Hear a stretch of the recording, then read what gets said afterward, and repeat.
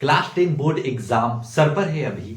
आप लगातार रात दिन मेहनत कर रहे होंगे, रीड एंड पास लेकर आए हैं क्योंकि ये छोटा बुक है लेकिन सिलेक्टेड क्वेश्चन देता है और ये एनसीईआरटी बेस्ड क्वेश्चन करता है। तो इसका मतलब है सिलेक्टेड क्वेश्चन है तो इस सब क्वेश्चन में जान है, डायरेक्ट देखने को मिलेगा। ऑब्जेक्टिव हो चाहे सब्जेक्टिव हो, ये 2 नंबर सब्जेक्टिव में देखने को मिलेगा, 2 से 3 नंबर इससे आ जाएगा। और ये क्वेश्चन बहुत ही आसान होता है क्यों अवृत अगर पढ़ लिए होंगे तो क्वेश्चन चुटकियों में उड़ा देंगे, नहीं पढ़े तो सीख कर ऐसा ऐसा क्वेश्चन चाहिए क्योंकि आपको अगर देखने को मिलेगा तो आसान क्वेश्चन लगेगा और आसानी से बन भी जाएगा।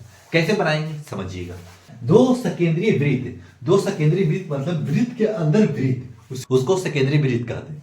ठीक है, वृत्तों की त्रिज्या 5 सेंटीमीटर और 3 सेंटीमीटर है। देखिए बड़ा वृत्त का त्रिज्या 5 सेंटीमीटर दे दिया है, क्योंकि ये बड़ा वृत्त का त्रिज्या है और ये छोटा वृत्त का त्रिज्या ये है, यानी दोनों का त्रिज्या दिया हुआ है। फिर क्या बोल रहा है, जीवा की लंबाई, जीवा किसको कहते हैं सर, जिसको कॉर्ड कहते हैं इंग्लिश में, इसको जीवा कहते हैं। क्लियर, जीवा की लंबाई जो छोटे वृत्त को स्पर्श करती है, छोटे वृत्त को यानी टच करके जाती है, उसको स्पर्श यानी छू के जाए उसको स्पर्श करके, उसको निकालेंगे कैसे पहले समझिएगा। हमको ज्यादा नहीं है, हमको सिर्फ इसको समझना है। ठीक है, अगर इसको समझ में आ गया ये आपको, इसको खाली निकालिए, हम इतना का निकालते तो लिखेंगे जो आपको H square equal to Pythagoras formula लगाते हैं वही इसमें यूज करना है, यानी कर्ण का स्क्वायर इक्वल टू लंब का स्क्वायर प्लस आधार का स्क्वायर कर लीजिएगा।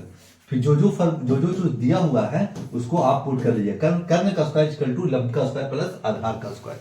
अब कर्ण का स्क्वायर हमारे पास 5 है। क्यों सर 5 कैसे आप ले लिए, क्योंकि मेरे भाई इस जगह पे जब भी होता है तो परपेंडिकुलर, इसका मतलब लंब पड़ता है, लंब 90 डिग्री और 90 डिग्री के सामने वाला ही हाइपोटेन्यूज यानी कर्ण हो जाता है। तो कर्ण का स्क्वायर 5 का स्क्वायर, लंब हमारे पास 3 का स्क्वायर कर लीजिएगा और आधार हमारे पास नहीं है तो आधार निकाल लीजिएगा, आधार का स्क्वायर। ठीक है, तो यहां हो जाएगा 25, 5 का स्क्वायर 25 और इधर हो जाएगा 9 और इधर हो जाएगा आधार का स्क्वायर यानी b का स्क्वायर हम डायरेक्ट लिख सकते हैं। 25 minus 9 equal to B square.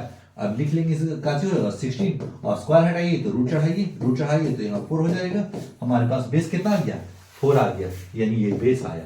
आपको पता है ना कि जब भी परपेंडिकुलर किसी मिड से पड़ता है तो जितना ये डिस्टेंस होगा, जितना दूरी इसकी होगी उतना ही दूरी इसकी होगी। तो आप क्या लिखिएगा, B equal to AP plus PB. तो क्या आएगा, ये भी 4 और ये भी 4। कैसे सर, क्योंकि ये आधा आधा में खुद डिवाइड कर लेता है, तो ये भी 4 है तो ये भी 4 हो जाएगा।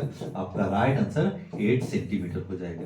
जिस स्टूडेंट को क्वेश्चन समझ में आ गया होगा वो बेहतर तरीका से नंबर अगले के लिए तैयार रहिए, एग्जाम के लिए बेहतर प्रिपेयर कर रहे हैं। जो नहीं समझ में आ रहा है वो एक दूसरे 2 बार देखिए वीडियो को, आराम से ऐसे क्वेश्चन करके जाइए। ऑब्जेक्टिव में तो आप सब्जेक्टिव में 2 नंबर उठा लीजिएगा और 1-2 नंबर ही आपको एग्जाम में मायने रखता है अच्छे परसेंटेज लाने के लिए। अगर ये सब क्वेश्चन समझ में आ रहा होगा तो लाइक सब्सक्राइब जरूर कीजिएगा।